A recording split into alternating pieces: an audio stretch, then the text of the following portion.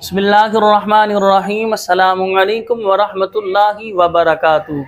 आज की इस वीडियो में हम आप हज़रात के सामने ख़ुद से निकाह करने के हवाले से बयान करेंगे कि एक ख़ातून ने अपना मसला कुछ यूँ बयान किया कि उनका निकाह छोटी उम्र में हुआ था, तो लिहाजा उनका निभाह अपने शोहर के साथ ना हो सका, तलाक हो गई। अब तलाक के बाद जब ये अपने घर आ गई तो अब जाहिर सी बात है ये जॉब करने लगी, यानी इद्दत का वक्त गुजारने के बाद ये जॉब करने लगी, घर के काम काज करती, यहाँ तक कि अपने भाई के बच्चों को संभालना, घर में काम काज करना और इसी तरह जो है जॉब पर जाना। अब घर वाले जो है इनके हवाले से कोई शादी या निकाह के हवाले से नहीं सोच रहे, कोई गुफ्तगू नहीं कर रहे, कोई कलाम नहीं कर रहे।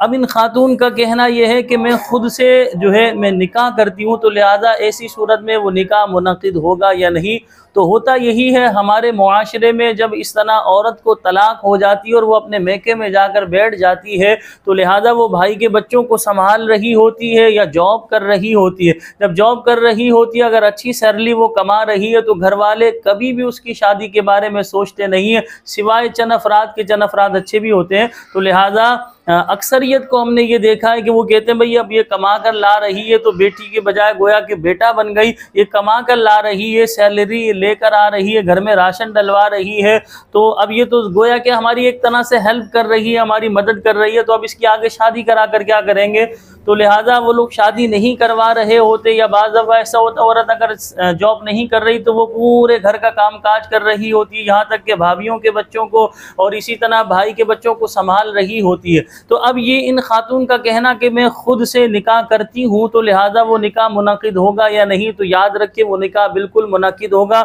बस सिर्फ फ़र्क इतना है कि वो इस बात का ख्याल रखें कि वो निकाह ऐसे शख्स से करें कि वो ख़ानदान वालों के लिए बाइसे आर ना हो, मसलन बहुत ख़राब शख्स ना हो। अगर वो जॉब करता है, इसी तरह रंगत वगैरह के हवाले से भी सही है, शक्ल सूरत के हवाले से, तो लिहाजा जॉब करता है, तो अब ऐसे शख्स से वो निकाह कर सकती है, निकाह शरई एतबार से मुनक़िद हो जाएगा। यहाँ हमारा इस वाक़े को बयान करने में एक पैगाम ये भी है कि वो ख़वातीन जो छोटी छोटी बातों पर अपने शौहर से तलाक का मुतालबा करती हैं कि भाई मुझे तलाक दे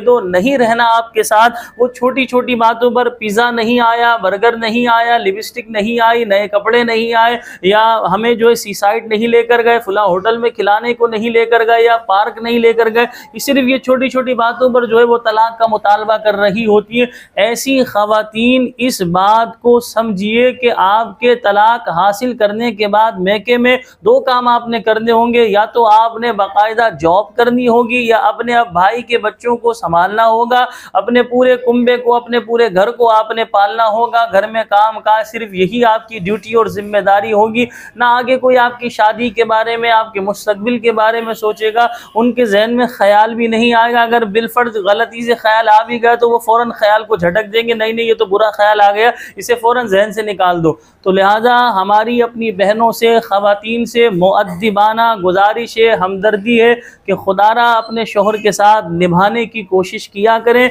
छोटी छोटी बातों पर तलाक का मुतालबा नहीं किया करें। अल्हम्दुलिल्लाह देखिए हमारी फील्ड है, अब हम देखें निकाह पढ़ाते हैं, निकाह के बाद हमारे पास निकाह के तलाक के मुख्तलिफ मसाइल आते हैं, तो हम इस सूरत हाल को सामने रख कर आपके सामने इस बात को बयान कर रहे हैं। बाकी हमें कोई लालच या हिर्स नहीं, समझाना मकसद है कि छोटी छोटी बातों पर जो है, क्योंकि मर्द हज़रात बता रहे होते हैं कि भाई मेरा निभाह नहीं हो रहा, कारी साहब मैं उसे तलाक देना चाहता हूँ, हम रीज़न पूछते हैं तो वो रीज़न यही बयान कर रहे होते जिनका हमने नाम लिया, लिस्ट आपके सामने बयान की। तो ये कोई रीज़न है, ये कोई वजह है, ये कोई बात है जिस पर आप तलाक ले रही हैं। इस तरह तलाक ले लेने के बाद घर में बैठकर आप क्या हासिल कर लेंगी, आपका क्या मुस्तकबिल होगा, आपका क्या फ्यूचर होगा, आगे के बारे में आपने सोचा? तो ख़वातीन हमारी सोचती नहीं, बहनें हमारी सोचती नहीं, तो खुदारा ऐसा हरगिज़ ना करें, अपने मुस्तकबिल को ख़राब ना करें। अगर आपका शोहर कमाता है, जॉब करता है, रिज़्क़ हलाल कमाता है, आपकी ज़रूरियात पूरी कर रहा है, मसलन वो अगर किसी ख़राब काम में मुब्तला है, तो आप उसकी इस्लाह करने की कोशिश करें प्यार और मोहब्बत के साथ। लेकिन ऐसा नहीं कि जब वो कमा रहा है रिज़्क़ हलाल और आपकी ज़रूरियात पूरी कर रहा है, बशरी तकाज़े की वजह से अगर किसी ख़ता में, किसी गुनाह में, किसी गलती में वो मुब्तला है, तो आप उसे आसान अंदाज में समझाने की भरपूर कोशिश जारी रखें। लेकिन इस बिना पर आप जो है उससे तलाक का मुतालबा करें, ये नामुनासिब अमल है।